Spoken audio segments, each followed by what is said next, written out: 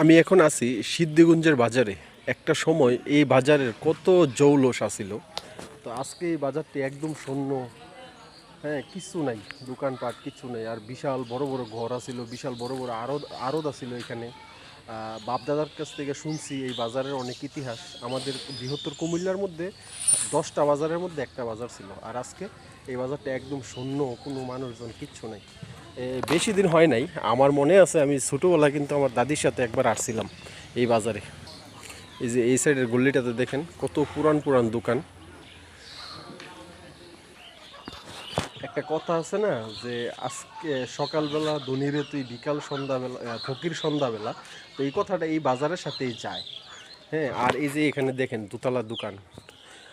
এই বাজারটার অনেক নাম ডাক ছিল, যারা আমাদের এই আশেপাশে আছেন তারা সবাই চিনবেন।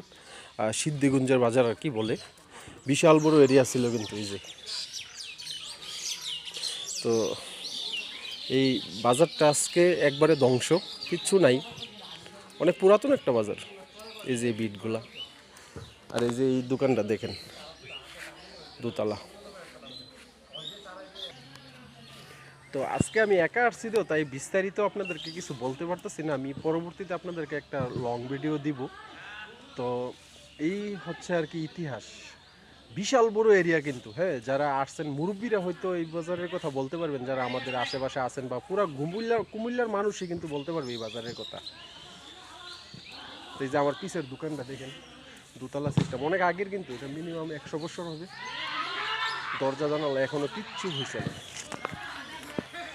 এই যে দেখেন আগিলা দিনের সিস্টেম। তো আজকে এই পর্যন্তই, সবাই ভালো থাকবেন। আসসালামু আলাইকুম।